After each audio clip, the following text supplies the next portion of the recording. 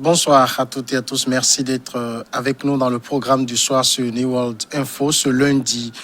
Le décryptage de l'actualité du jour, nous parlons de la Libye où les deux des députés rivaux prennent langue au niveau du Maroc. On va en parler avec Mamadou Diouf, notre éditorialiste.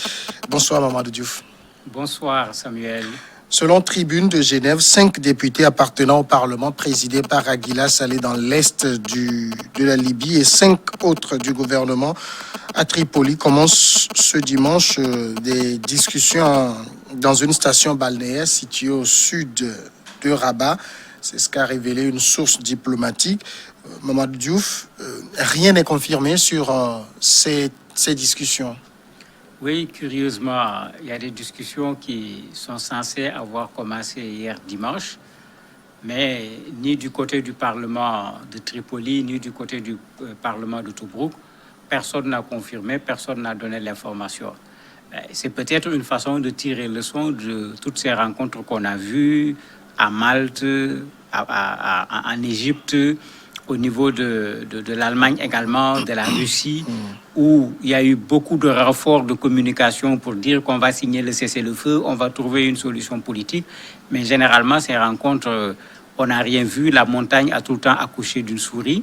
Peut-être cette fois, les gens veulent faire le contraire, aller s'asseoir tranquillement dans cette station balnéaire, essayer au moins de s'entendre sur un certain nombre de choses avant d'aller dans le sens de la communication. Alors, ça veut dire qu'il y a beaucoup de prudence, mais est-ce qu'on peut être sûr qu'il y a quand même des discussions? Oui, il peut y avoir des discussions puisque le terrain est favorable à ces discussions. Ils ont signé un cessez-le-feu qu'on pourrait appeler un cessez-le-feu bizarre parce que d'habitude, un cessez-le-feu est signé par les deux parties. Ici, c'est chaque partie qui a fait sa déclaration pour dire qu'il y a cessez-le-feu. Et effectivement, sur le terrain actuellement, il y a quand même une accalmie qui est là.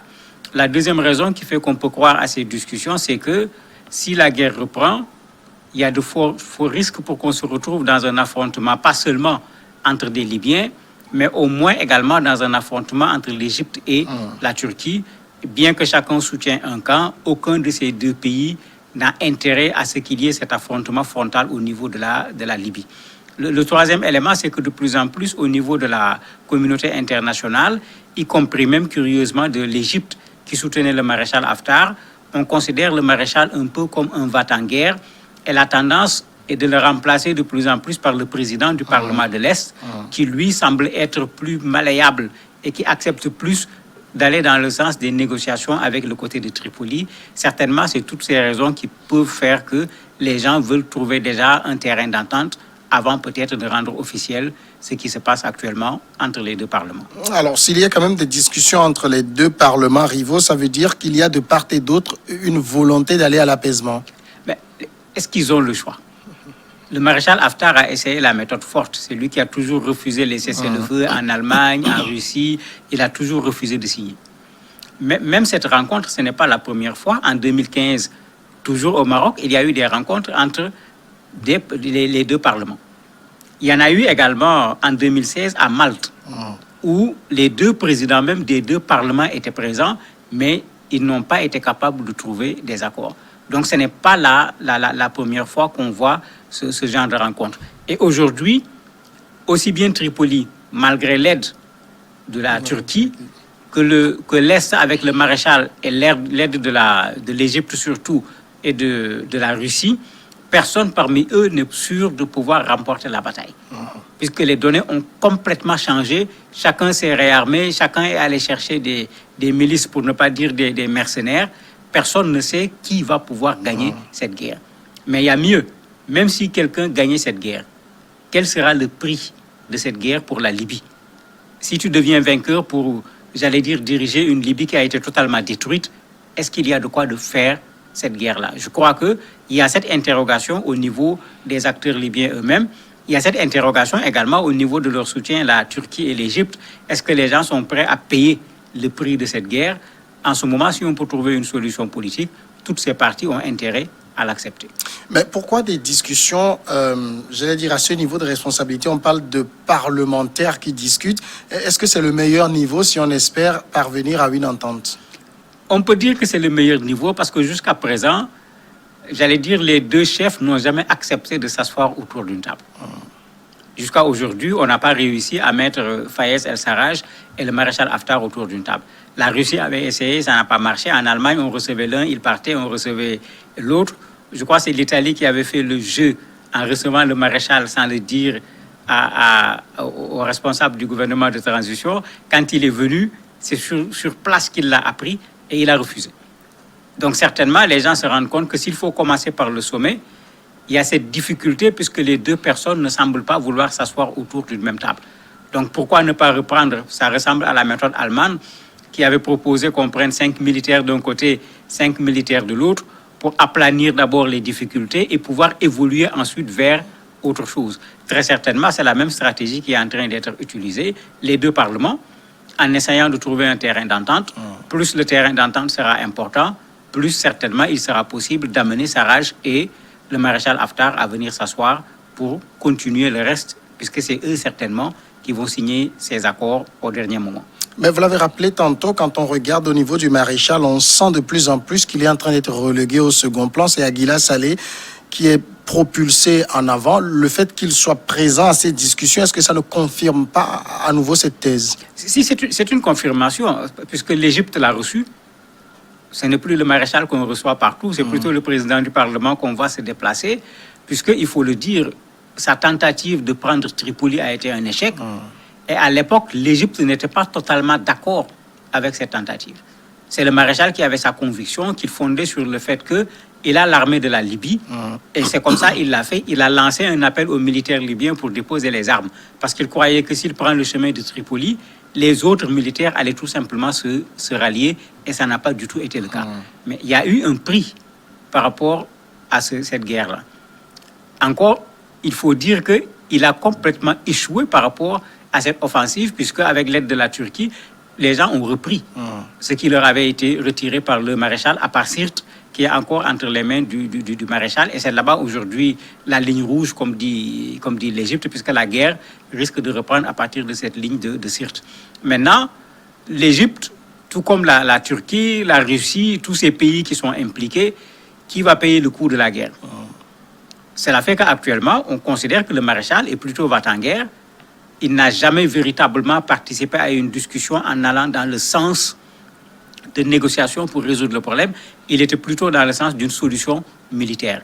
Et puisque de plus en plus, c'est la solution diplomatique que les gens veulent favoriser, si on met le maréchal devant, il est clair que l'échec est garanti avant même que les négociations ne commencent. Et c'est pourquoi, de plus en plus, c'est le président du Parlement de Tobrouk qu'on voit effectivement, quand il faut parler des négociations, c'est lui que les gens reçoivent, c'est avec lui que les gens parlent. Le maréchal est un peu en retrait pour cette question libyenne actuellement. Est-ce qu'on peut dire que ces discussions au niveau de cette cité balnéaire du Maroc reçoivent l'assentiment de ces puissances qui alimentent le conflit libyen?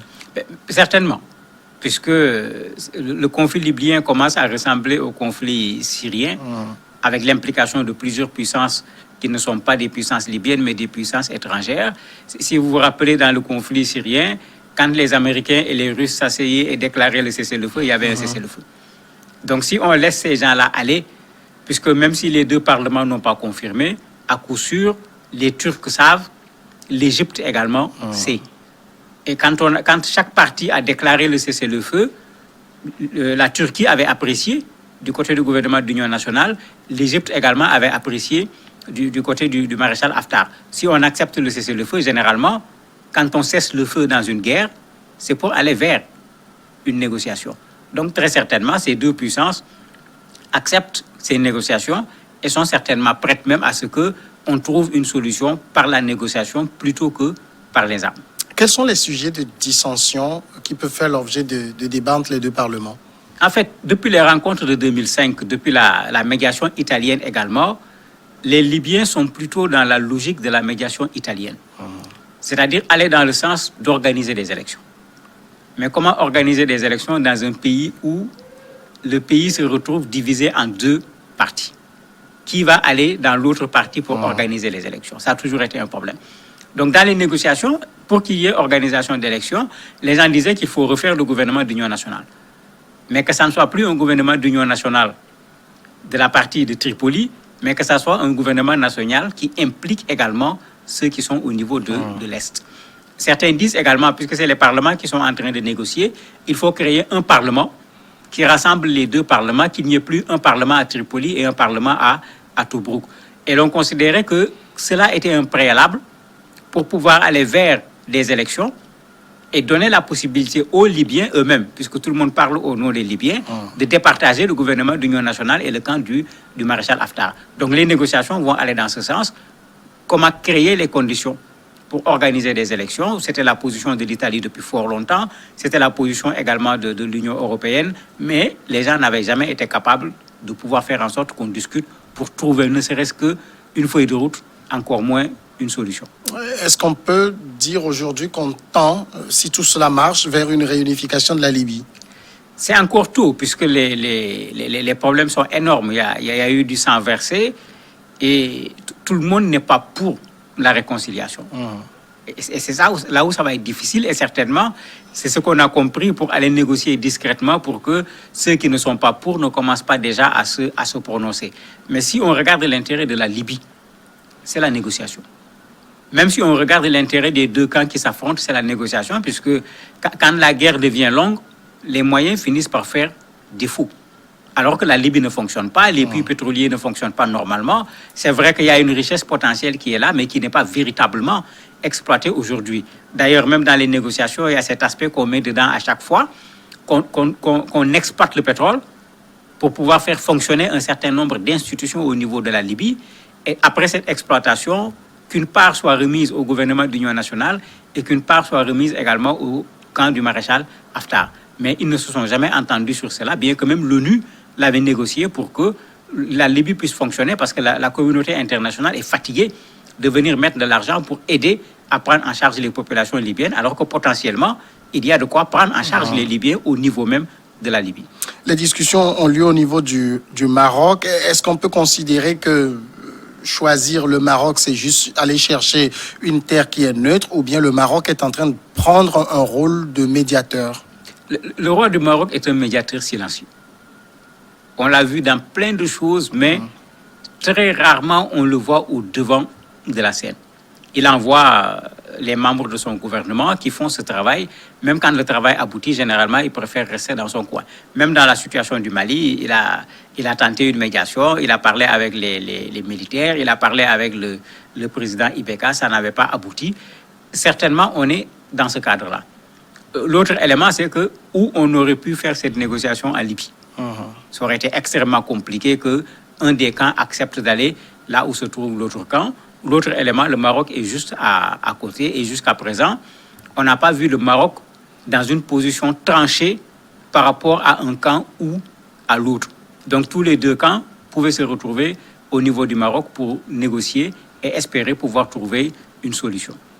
Mamadou Diouf, merci d'avoir répondu à nos questions. C'est moi qui vous remercie. Nous passons maintenant à la pause et après on passe à l'invité de ce soir.